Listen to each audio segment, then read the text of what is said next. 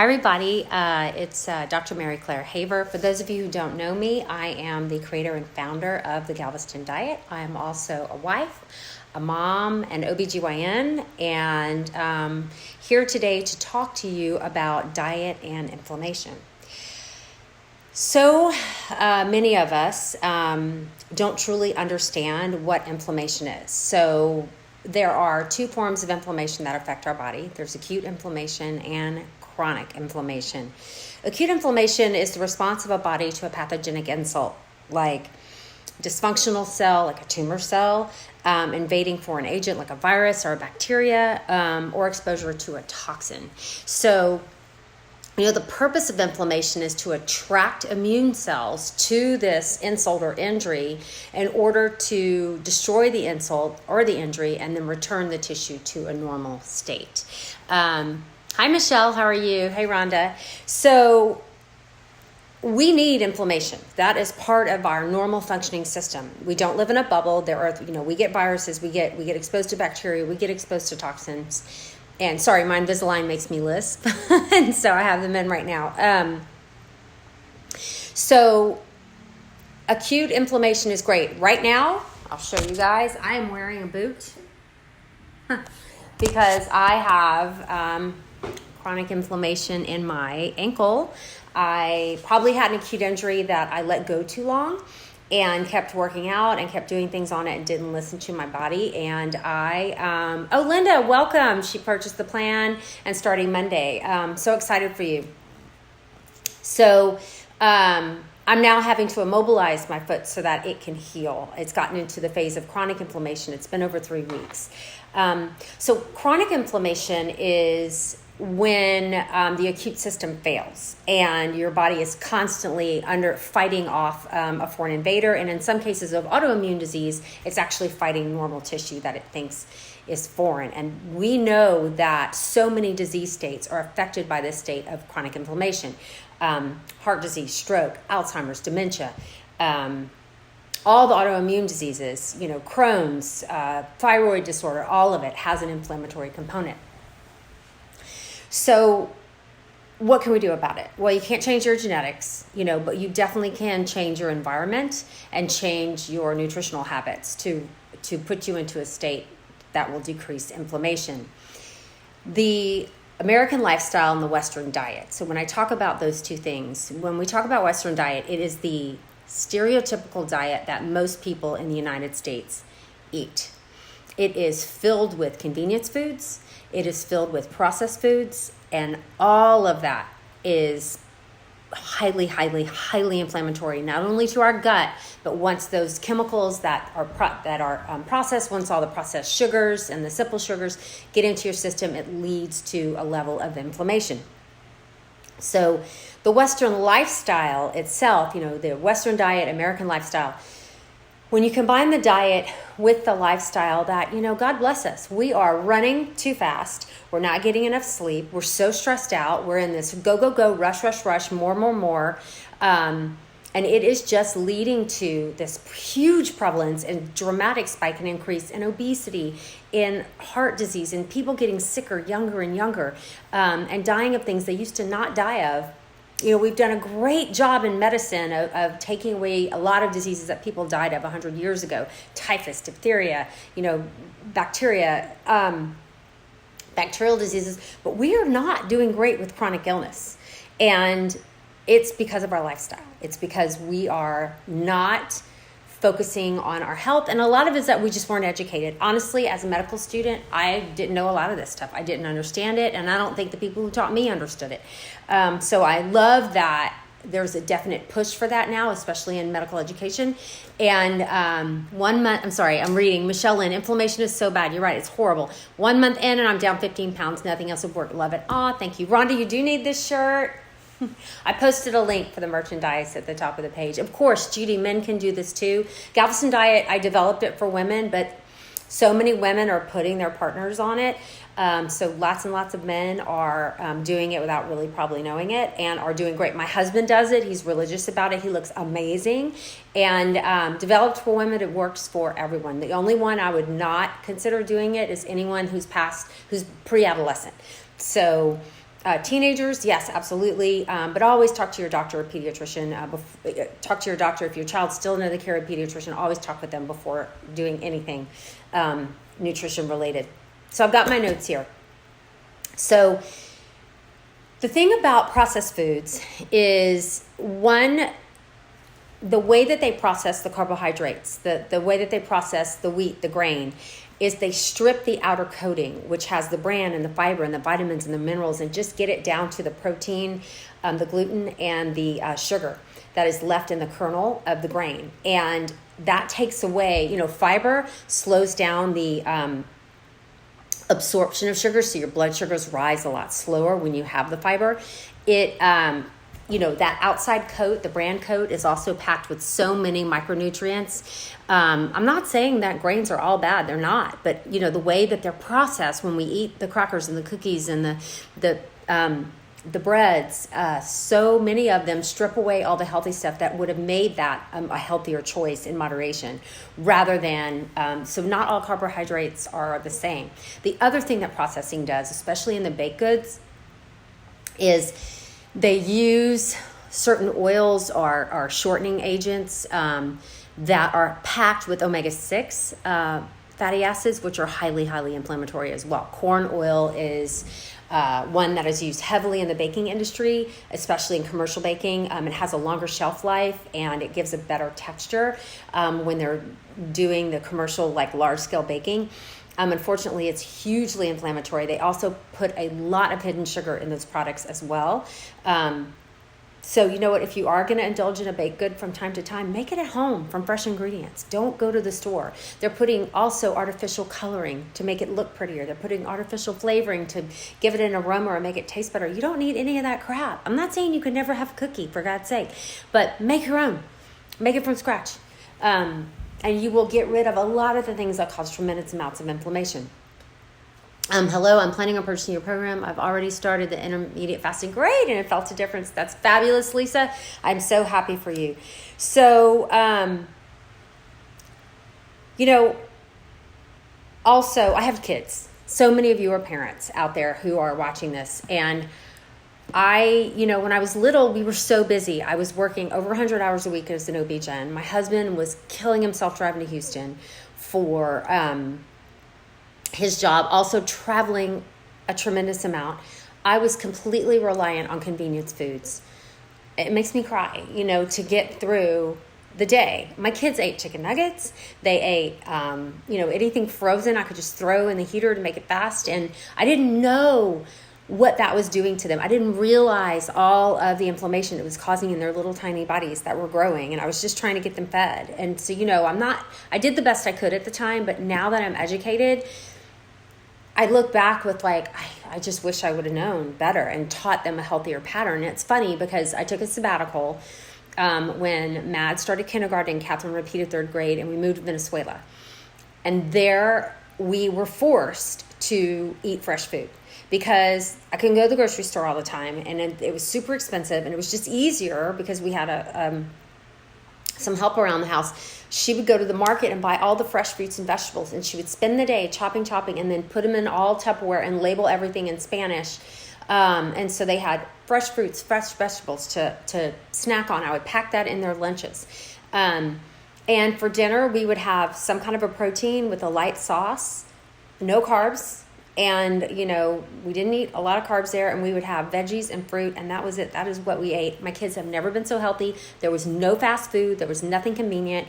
I was never so proud of what our family ate in those 2 years, and it took me leaving the country to figure it out. And so it kind of broke their addiction. And then when you went to the restaurants, there's no kids menu in Venezuela. If we ever went to a restaurant, they had to eat regular food. And so they learned to not have to get the mac and cheese or the chicken nuggets or the french fries or whatever. They ate grilled chicken with veggies. I mean, it was delicious, and it had some beautiful seasoning and sauce on it and stuff, but it was just so much healthier. And so when we moved back, sorry, the sun just popped out all of a sudden. Let me move this guy over. When we moved back home, I fought hard, not always successful, but fought hard to kind of continue those patterns as much as possible. That was kind of the first nutrition inflammation connection I ever made. Sorry, guys. Closing the curtains so I'm not getting the glare.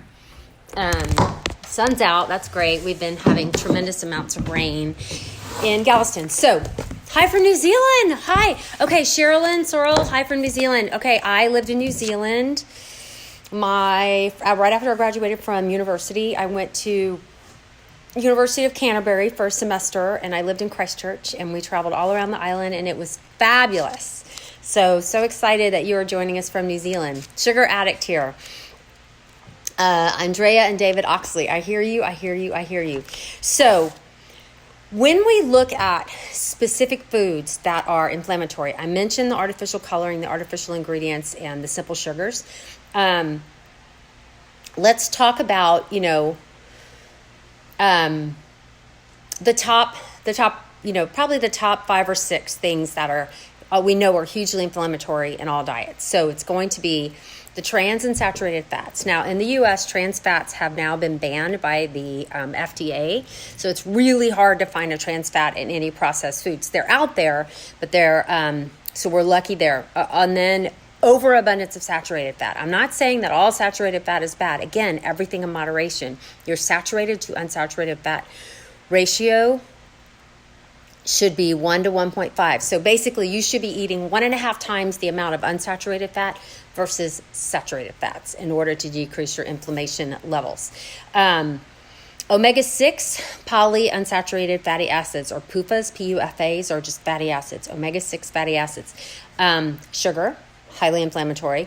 Artificial preservatives and sweeteners, because they're chemicals. And when those chemicals hit the gut is like, what is this? Okay, and it sets off and it recognizes it as a foreign invader. We are not meant to eat those chemicals, and it starts the inflammatory pathway going in our gut. Refined grains, again, and alcohol, an abundance of alcohol. 1 glass of wine is okay for a woman, 2 for a man, once a day, or none. But when you go over 2, you are defeating the anti-inflammatory the health benefits of it, and you're going way overboard into inflammation, as those of you who've had too much alcohol once in your life realize the next day. So how do you know if something's a saturated fat or an unsaturated fat? A good rule of thumb, it doesn't work for 100%, but a good rule of thumb is if it's solid at room temperature. Okay? If it's solid at room temperature, it most likely is a saturated fat. Super easy to remember that. Saturated fats in abundance can increase the bad cholesterol, the LDL cholesterol. Okay, so for those of you who deal with cholesterol issues, we've had students who have been able to lower, there's no guarantee, but they've been able to lower their cholesterol reducing medications or stop them completely just from the nutritional changes now that they understand what they're eating. Trans fats, if those of you remember Crisco, trans fat is when you take an oil that's liquid at room temperature, like vegetable oil, and you chemically alter it where it becomes a solid. So that was called shortening back in the day. Now, again, those have been taken off the market. Trans fats did also significantly raise the LDL cholesterols. And so what's wrong with LDL? Oxidized LDL. So remember, free radicals cause oxidation. Free radicals are highly inflammatory. Oxidized LDL triggers pro-inflammatory tumor necrosis factor, interleukin-3, and C-reactive protein. Okay, all of those are 3 bad actors that signal inflammation and wreak havoc in your body. The result of that, so you've got these low-density lipoproteins floating around, and then you've got that's triggering interleukin-6, tumor necrosis factor, and C-reactive protein. Those LDL start sticking to the wall of the vascular, and then those enzymes come and start triggering inflammation. Then you get vascular wall inflammation, which can lead to a buildup of leads to the buildup and atherosclerosis on the vascular walls. So especially, there's definitely a genetic component to that, but starting the diet tomorrow, wish me luck. All right, Shauna, 1 day at a time, honey. I'm telling you, Rome wasn't built in a day. Take your time to go through the program. There's 3 components. Master one at a time. Start with intermittent fasting, then move on to inflammation, then finally move on to fuel refocusing. Don't try to do it all at once. Take your time and you're much more likely to be successful. Make sure you watch all the videos, you read through all the information, you look at every single infographic, you get that information into your head so that you understand the science. I have a gift for teaching this stuff, and if you understand the science, you're way, way more likely to stick to the program and make it a real lifestyle change. Okay? Sorry, that was a sidebar. So when you get the vascular inflammation, you get monocyte infiltration, and that just sets up the whole atherosclerotic pathway. Okay? So an abundance of saturated fat. You can have saturated fat. You can have butter. You can have bacon. You can have these things in moderation, and make sure when you're looking at your fats, you're getting 1.5 times the amount of unsaturated versus saturated. Okay? Super easy. All right. Sugar. When I say sugar, I'm talking sucrose. I'm talking table sugar. Okay? Sugar is contained in baked goods, flavored yogurts, candies, soft drinks, fruit juices, all of it have added sugar, and it shouldn't. Okay? Furthermore, white bread and other refined grains are registered in the body as sugar. Well, tell your husband to do it with you, Linda. That's fabulous. Just watched a few minutes and he told me to join the program. Yay. That's awesome. So elevated blood glucose levels, even if they're in the normal range, but normal high, cause tremendous amount of inflammation and production of something called advanced glycation end products. Don't worry about that, what it is. It's a very scientific term, but just think high sugars, lots and lots of inflammation, also leads to endothelial cell disruption and atherosclerosis as well. Okay? So, free radicals. Free radicals are chemical compounds that form and are highly they're formed from inflammation, and they wreak havoc with our cells, causing lots and lots of changes, precancerous changes. They cause cells to die, break down, cause inflammation. It's awful. And how do you get free radical formation? Saturated fats, trans fats, alcohol, too much alcohol, smoking, artificial preservatives, pesticides, and stress all contribute to free radical production in the body. I mean, if you think about, you probably heard a lot about free radicals in skin cancer. So, when we exposed to too much sun, the radiation waves in the light and sun will cause dramatic free radical foundation in the skin cells, and that can eventually lead to cancer. That it starts disrupting the DNA pathways, which can lead to cancerous changes. So that's also happening on the inside as well, from the foods that we eat, the stress, the smoking, all of the toxins that we're exposed to. And one other thing I want to talk about today, which I really hit hard in the program, is anti-inflammatory. Invisalign are killing me today. I have the rubber band. See that guy? And then when I want to talk, it makes my mouth shut. Anti-inflammatory omega-3 versus pro-inflammatory omega-6. Okay, so these are polyunsaturated fatty acids, PUFAs, polyunsaturated fatty acids. Now remember, when we talk about saturated fat and unsaturated fat, now we're looking at unsaturated fat. We're breaking it into 2 groups, okay? Those that have omega-3s and those that have omega-6s. Okay. Why does that matter? Dr. Haver, why does it matter? I'll tell you. The body, they both circulate in the bloodstream. Our cell membranes, so we have cell, remember in basic biology, in the cell membranes, the outer shell of the cell, and we have all the organelles on the inside. The outer membrane is composed of phospholipids, and in those phospholipids, you can have either omega-3 or omega-6. The cell membrane does not care. It's going to grab whatever's available, okay? So if you have more omega-6s floating in your bloodstream, it will store them in the cell wall. If you have more omega-3s, it'll store more omega-3s. Then when our body goes through an inflammatory state and it starts producing compounds to fight inflammation, it grabs a fatty acid to start that process. Those are used in the production of those chemicals. When the omega-6 is broken down, the byproducts of omega-6 are horrifically inflammatory. However, the byproducts of omega-3s are actually anti-inflammatory. So when we evolved as cave people and we were eating whatever was available at the time, our bodies evolved to eat what was around, okay? And the omega-3 to omega-6 dietary ratio was about 1-to-1, okay? All omega-6 isn't bad. You could have some, it's fine.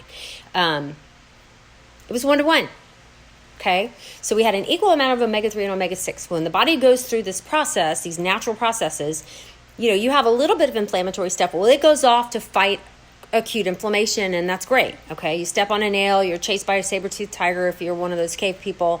You need those on board. The typical Western diet, the omega-6 to omega-3 ratio, remember it's supposed to be 1-to-1, is 20-to-1. 20-to-1. We're eating 20 times more omega-6 than we're supposed to. Why? How? Because it's in corn oil and all those baked goods, those cookies and those crackers and all of those things in bags and boxes that we're eating and feeding our children like goldfish are dramatically altering the omega-6 to omega-3 ratio that we are supposed to be eating. Okay? So,